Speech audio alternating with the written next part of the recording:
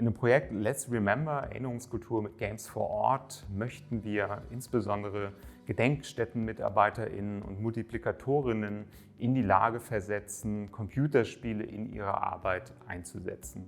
Dazu haben wir 2 Säulen. Einmal wollen wir mit Hilfe von Fortbildungsworkshops Informationen vermitteln über Computerspiele und die Spielekultur. Und mit der zweiten Säule wollen wir an die Orte selbst gehen und dort in Zusammenarbeit mit den Orten Veranstaltungen durchführen, die Games nutzen, um Erinnerungskultur zu vermitteln. Wir sind heute im Museum für Kommunikation Nürnberg und werden hier eine Spielung veranstalten.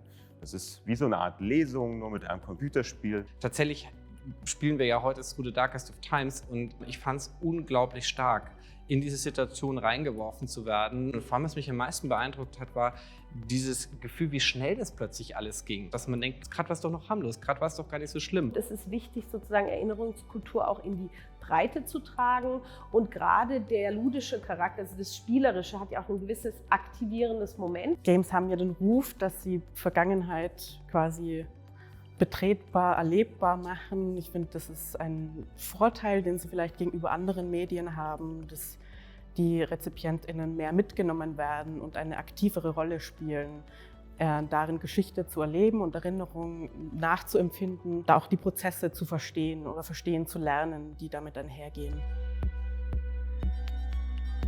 Heute sind wir im Max-Mannheimer Studienzentrum.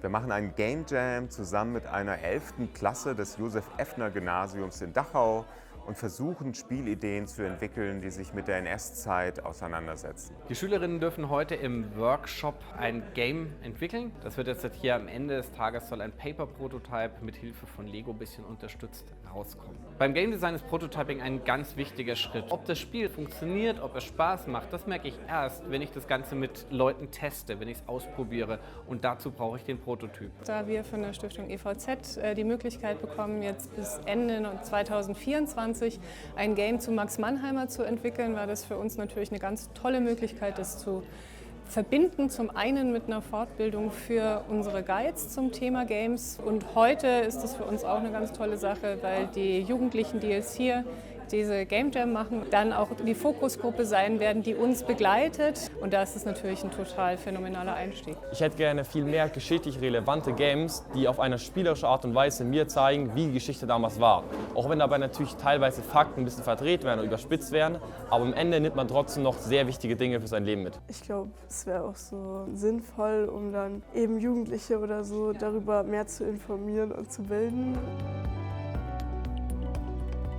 Also für die Mitarbeiterinnen und Mitarbeiter des Anne-Frank-Zentrums würde ich mir wünschen, dass sie da eigene Bildungsformate entwickeln, die sie hoffentlich in ihrer eigenen Bildungsarbeit tatsächlich auch nutzen können. Also wir machen ja quasi 2 Arten von Veranstaltungen. Die erste sind Fortbildung und da ist ganz klar, da geht es um Multiplikatorinnen, also die Leute, die täglich in der historisch-politischen Bildungsarbeit arbeiten. Und mit den anderen Formaten und Veranstaltungen, die wir machen, wollen wir eben eine breitere Öffentlichkeit erreichen. Das ist das Besondere an dem Spiel, dass ich selbst was tun kann und was tun muss, dass ich selbst in eine handelnde Position komme. Zum anderen ist das natürlich auch die Schwierigkeit in der Vermittlung von historischem Content, denn ich bin aktiv in etwas, das vergangen ist. Digitale Spiele sind deswegen so besonders für die Erinnerungskultur, weil sie intrinsisch motivieren und weil man dort eben interagieren kann. Und gerade beim Thema NS-Geschichte können wir zum Beispiel im Widerstand sein. Wir können uns einer Widerstandsgruppe anschließen.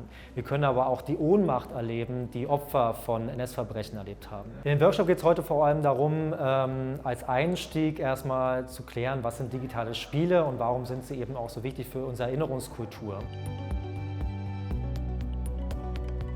Wir sind heute und in den nächsten Tagen an der Mahn- und Gedenkstätte Ravensbrück. Hier findet das Ravensbrücker Kolloquium statt. Und wir nutzen diese Gelegenheit, um MitarbeiterInnen der Gedenkstätte und auch von anderen Lernorten einen Einblick in die Spielekultur zu geben und werden mit ihnen auch noch einen sogenannten Game Exhibition Jam durchführen. Bei einem Game Exhibition Jam versuchen wir zu erproben, wie sich Gedenkorte eben mit Elementen aus Spielen, mit digitalen Aspekten sinnvoll erweitern und bereichern lassen.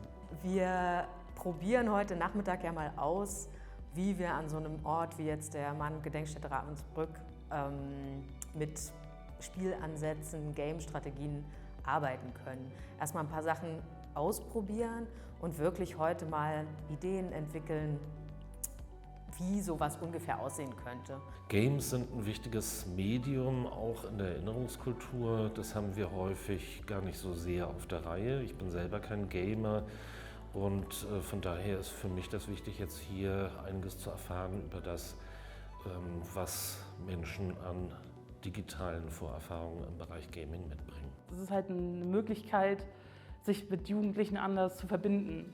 Weil was wir halt immer wieder merken, ist, dass unsere klassische Führung, wir nehmen natürlich was mit, aber der Zugang wäre halt einfach ein anderer, würden wir uns vielleicht mehr so mit ihrer Sprache und mit auf ihre Ebene bewegen.